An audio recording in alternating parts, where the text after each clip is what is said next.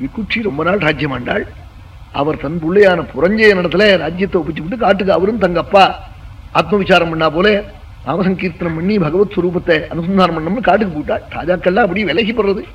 அதனாலதான் காளிதாசன் சைஷவேபியஸ்த வித்யானாம் யௌவனே விசேஷினாம் வார்த்தகே முனிவருத்தீனாம் யோகேனாந்தே தனுத்தியஜாம்னா. பால்யத்துல படிக்கணும், யௌவனத்துல பத்னியோட சேர்ந்து சுகமா இருக்கணும், வயசானதே அப்படி ரிஷிகள் மாதிரி அஹோராத்திரம் பகவத் சம்பந்தமான பேச்ச பேசணும். அப்படியாக இப்ப எல்லாம் மாறி மாறி இருக்கு. பால்யத்துல சம்பேரியா இருக்கான், யௌவனத்துல படிக்க ஆரம்பிச்சா யௌவனத்துல குழந்தைதான் பிறக்கணும், படிப்பு வருமோ.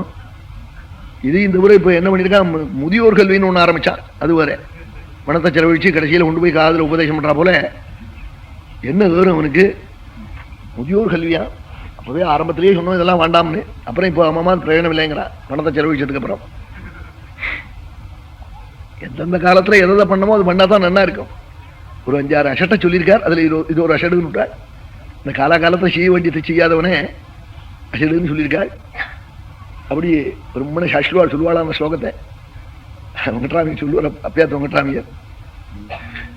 சீதே தீதே வசனவசனம் வாசராந்தே நிஷாந்தே கிரீடாரம்ப குவலே திருஷாம் யௌவனாந்தே விவாஹ. ஒரு 6 அஷடு.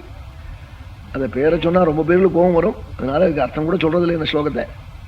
2 அஷடு அது ரொம்ப லட்சத்துல ஒன்னா இருக்கும், சிலது ரொம்ப இருக்கும்.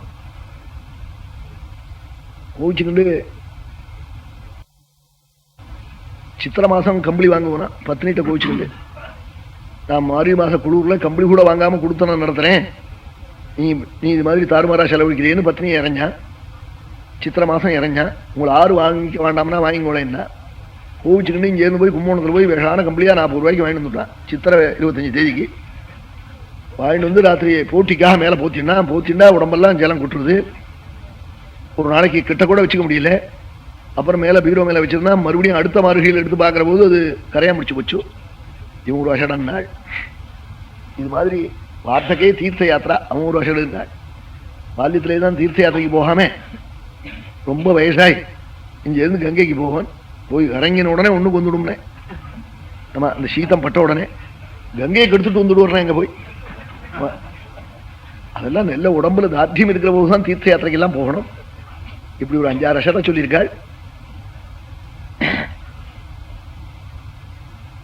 அப்படி பரம்பிட்டு போடுறது ராஜாக்கள்லாம் வயசாயிடுதுன்னா பகவத் சம்பந்தமான பேச்ச பேசி நாமசங்கீர்த்தனம் பண்ணி பகவத் கதா சிரவணம் பண்ணி அப்படி கரையேறணும்னு பரம்பிட்டு விடுற வழக்கமா.